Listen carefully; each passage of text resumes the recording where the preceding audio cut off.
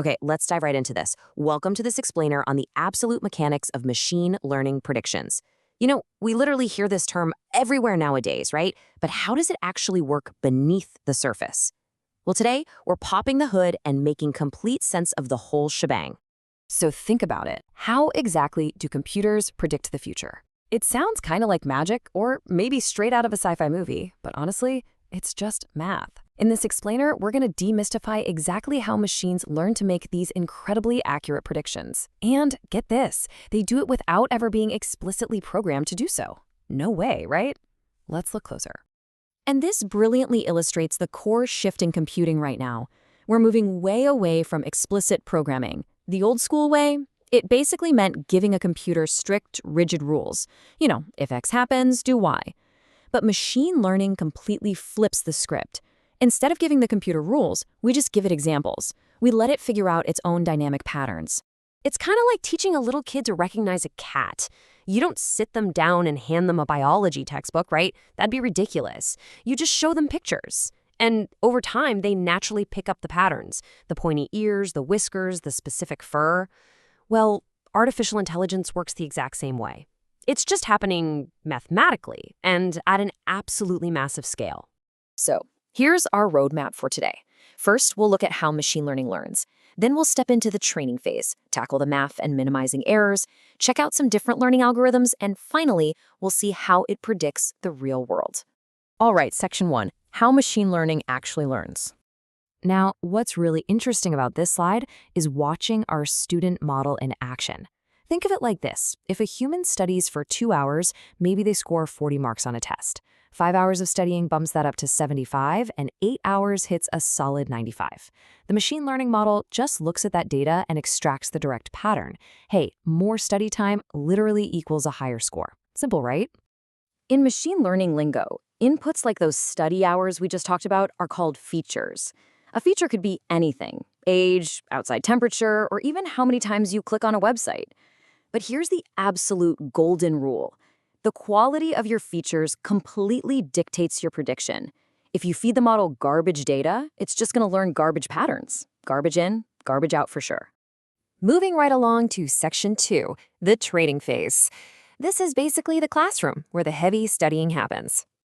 Okay, so before predicting a single thing, our model enters this really strict training loop. It's a step-by-step process. First, it collects data. Then, it extracts those crucial features we just talked about and starts analyzing the patterns. Next step, it calculates its own errors. And finally, it adjusts itself. And here's the kicker. It loops this exact process literally millions of times until its predictions are dialed in perfectly. Practice makes perfect, right? Which brings us to section 3, math and minimizing errors. Think of this as the model getting its report card. Now, don't let the math scare you, because the underlying concept is actually beautifully simple. Remember high school algebra, y equals mx plus b? The model is basically just trying to find the best mathematical relationship between its inputs and outputs. X is the input, m is the learned weight or importance of that input, and b is just a baseline bias. Put them together and they calculate y, which is our final predicted score. So the crucial point is figuring out how the model actually improves that math. Let's say a student actually scored a 90, but our model's current, best guess math only predicted an 85. Well, the difference there is an error of 5. The model sees that gap between reality and its prediction and immediately realizes, I need to tweak my formula. 5? That number right there, that is the enemy. The entire goal of machine learning, literally the whole reason we do all this intense, massive computation, is simply to drive that specific error number straight down to 0. So, how do we get that error down to 0? Models use something called optimization. And the most common way to do this is an algorithm called gradient descent. Honestly, think of it exactly like trying to climb down a steep mountain in the pitch black fog. With every single step you take, you're just feeling around with your foot for the downward slope so you can get to the very bottom. Gradient descent works the same way. It adjusts the model's parameters step by step, carefully finding the lowest possible point of error. All right, let's look at section 4, different learning algorithms. Because just like humans, not all models think exactly the same way. You need different tools for different jobs. Linear regression is your go-to for simple straight-line forecasting, perfect for something like price predictions. Decision trees? They use if-else logic to map out choices. Then you've got neural networks. These are the absolute powerhouses that simulate human brain neurons. They're the engines driving things like image recognition and ChatGPT.